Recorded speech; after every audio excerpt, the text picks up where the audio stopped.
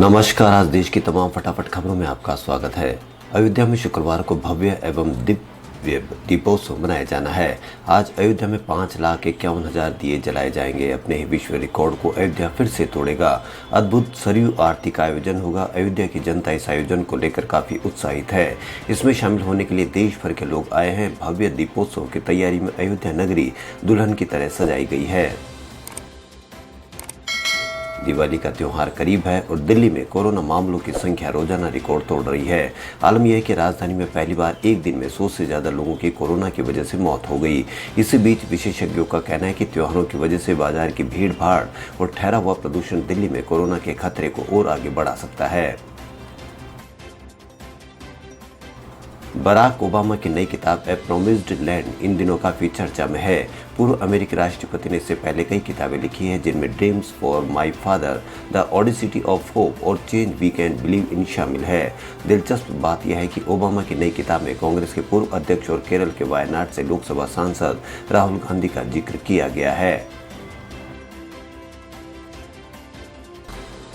असम में शुक्रवार तड़के भूकंप के झटके महसूस किए गए। रिक्टर स्केल पर भूकंप की तीव्रता 3.7 मापी गई है। नेशनल सेंटर फॉर सिस्मोलॉजी ने इसकी पुष्टि की है। एनसीएस ने बताया कि सुबह 3:23 पर असम के कार्बी आंगलोंग में भूकंप के झटके महसूस किए गए। भारत पहली बार 30 नवंबर को होने वाली शंघाई सहयोग संगठन के वर्चुअल सम्मेलन की मेजबानी करने वाला है। विदेश मंत्रालय ने बृहस्पतिवार को बताया कि सम्मेलन के लिए पाकिस्तान समेत 8 सदस्य देशों को न्योता भेज दिया गया है। भारत और पाकिस्तान 2017 में एससीओ के स्थायी सदस्य बने थे। भारत और पाकिस्तान के अलावा एससीओ में रूस, चीन, कजाकिस्तान, किर्गिस्तान, तजाकिस्तान और उज्बेकिस्तान शामिल है।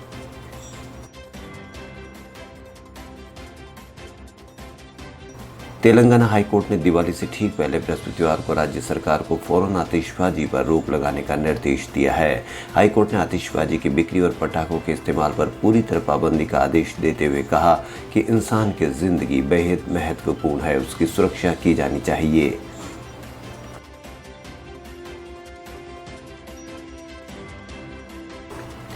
तमिलनाडु में एक सरकारी विश्वविद्यालय ने अपने एमए अंग्रेजी के पाठ्यक्रम से वामपंथी लेखिका अरुंधति राय की किताब वर्किंग विद द कॉमरेड्स को हटा दिया गया है। माओवादियों पर लिखी गई किताब को हटाने का निर्णय राष्ट्रीय स्वयंसेवक संघ से जुड़े छात्र संगठन, अखिल भारतीय विद्यार्थी परिषद समेत कई अन्य की शिकायत के बाद दिया गया। इन सभी का आरोप था कि इस किताब में विद्रोहियों का महिमा मंडन किया गया है और इसकी सामग्री देश विरोधी है। अमेरिका में बराक ओबामा के डेमोक्रेटिक प्रशासन में शामिल एक वरिष्ठ अधिकारी एलिसा हैरिस ने कहा कि अमेरिका के नवनिर्वाचित राष्ट्रपति जो बाइडेन भारत अमेरिकी रिश्तों के समर्थक रहे हैं। उन्होंने कहा कि बाइडेन प्रशासन नई दिल्ली के साथ रक्षा सुरक्षा सहयोग को प्राथमिकता देने की नीति बरकरार रखेंगे। यह एक ऐसा क्षेत्र है जिसमें राष्ट्रपति डोनाल्ड ट्रंप के कार्यकाल में काफी प्रगति हुई है।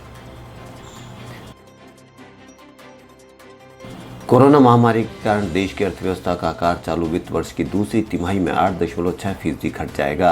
आरबीआई के एक अधिकारी ने कहा कि इस तरह लगातार 2 तिमाहियों में सकल घरेलू उत्पाद में गिरावट के साथ देश पहली बार मंदी के चक्र में फंस गया है। कोविड-19 महामारी और लॉकडाउन के असर से पहली तिमाही में जीडीपी में 23.9% की गिरावट आई थी। कोरोना वायरस के बढ़ते संक्रमण के बीच दुनिया भर के लोगों को कोरोना की वैक्सीन का इंतजार है। रूस ने अगस्त में दुनिया की पहली कोरोना वैक्सीन स्पुतनिक वी को मंजूरी देकर दुनिया को चौंका दिया था। हालांकि इस वैक्सीन के अंतिम चरण का ट्रायल अब तक पूरा नहीं हुआ है और रूस में आपातकालीन अप्रूवल के तहत उच्च जोखिम वर्ग के लोगों को वैक्सीन लगाई जाने लगी है। वहीं भारत में दिग्गज pharma company doctor Reddy's laboratories इस वैक्सीन का ट्रायल करने जा रही है। देश में इस वैक्सीन का दूसरे और तीसरे चरण का ट्रायल किया जाना है। खबर है कि इसके लिए वैक्सीन की खेप भारत पहुंच चुकी है। देश भर में कोरोना वायरस का प्रकोप जारी है। हर साल दिवाली और छठ पूजा पर भारी संख्या यात्री रेल यात्रा करते हैं। कोरोना काल में बड़ी संख्या में यात्रियों की यात्रा करने की संभावनाओं को देखते हुए रेलवे कई पूजा स्पेशल ट्रेनों का परिचालन कर रहा है। इनमें कई पूजा स्पेशल का परिचालन पूर्व मध्य रेल क्षेत्राधिकार के विभिन्न स्टेशनों से किया जा रहा है।